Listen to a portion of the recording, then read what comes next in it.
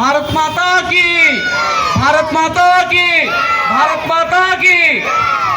11/6/2026 తేదీన మన ఊరు మన జెండా కార్యక్రమంలో భాగంగా నకరికల్ మండలం గుండ్లపల్లి గ్రామంలో జెండా ఆవిష్కరణ అనంతరం ర్యాలీలో భాగంగా వీధి కూడలిలో ప్రసంగిస్తూ భారతీయ జనతా పార్టీ నరేంద్ర మోడీ గారు మనుషుల మనసులను దోచుకున్నారు, కానీ మనుషుల ఓట్లు దోచుకోలేదు. ఓట్లు దోచుకున్న వాళ్ళు ఎప్పుడో వెళ్ళిపోయారు. వాళ్ళు పదే పదే ప్రచారం చేస్తూ తాము చేసిన ఓట్ల చోరీని బీజేపీపై ఆపాదిస్తూ బీజేపీ ఓట్ చోర్ చేసిందని దేశంలో అంతా తిరుగుతూ ప్రచారం చేశారు. వాళ్ళను ప్రజలు నమ్మలేదు. నరేంద్ర మోడీ గారు అభివృద్ధి సంక్షేమం చేసి ప్రజల మనసులను దోచుకున్నారని చెప్పారు మున్వర్ బాజీ, భారతీయ జనతా పార్టీ నకరికల్ మండల అధ్యక్షులు. చేరే వాళ్ళు ఉన్నారు, ఈరోజు చేరారు చాలా మంది. అలాగనే ఈ కార్యకర్తలతోటే మేము ముందుకి అధికారాన్ని ఆంధ్రప్రదేశ్లో చేర్చుకుంటామని మనందరికీ వినియోగించుకుంటున్నాం. ప్రతి ఒక్కళ్ళకి ఎంతో అభిమానం ఉంది భారతీయ జనతా పార్టీ అన్న, నరేంద్ర మోడీ గారు అన్న. ఇదే విధానం ముందుకు సాగుతుంది.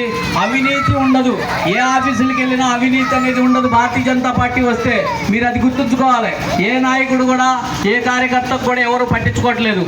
ఎప్పుడైనా సరే గుర్తుపెట్టుకోవాల్సిన విషయం, భారతీయ జనతా పార్టీ ముందుకు వస్తుంది. దానికి మీరు రేపు పోటీ చేస్తుంది. పంచాయతీల్లో పోటీ చేస్తే భారతీయ జనతా పార్టీకి మీరు అందరూ ఓటేస్తే చాలు, అదే వస్తుంది. కలకత్తాలో కూడా అదే జరిగింది, పశ్చిమ బెంగాల్లో కూడా అదే విధానం వచ్చింది. ఎవరంటే మనసులో ఉంచుకుంటారు భారతీయ జనతా పార్టీని. బ్యాలెట్ బాక్స్లోకి వచ్చేటప్పుడు కమలానికే ఓటేశారు. మనం అందరం ఇప్పుడు అభిమానులుగా ఉన్న కార్యకర్తలు ఇట్లా వస్తారు బయటికి, అభిమానం చాటుకోకుండానే లోపల మనసులో ఉండి బ్యాలెట్ పత్రాల్లో ఓటేస్తారు. ఇదే భారతీయ జనతా పార్టీ విధానం. అందుకనే ఓట్లు చోరీ చేస్తారంటారు. మనసుల్లో చోరీ చేసింది భారతీయ జనతా పార్టీ. మనసులో చోరీ చేసింది, మనసు దోచుకున్నది, అంతేగాని ఓట్లు చోరీ చేయాల. ఓట్లు చోరీ చేసిన వాళ్ళు ఎప్పుడో వెళ్ళిపోయారు. అందుకనే భారతీయ జనతా పార్టీ అధికారానికి దగ్గరలో ఉంటుంది. ప్రచారంలో తక్కువ ఉన్నా మనసుల్లో ఉన్నది మన ఆంధ్రప్రదేశ్, మా తెలుగు వాళ్ళకి. అందుకనే భారతీయ జనతా పార్టీ ముందు వస్తుంది.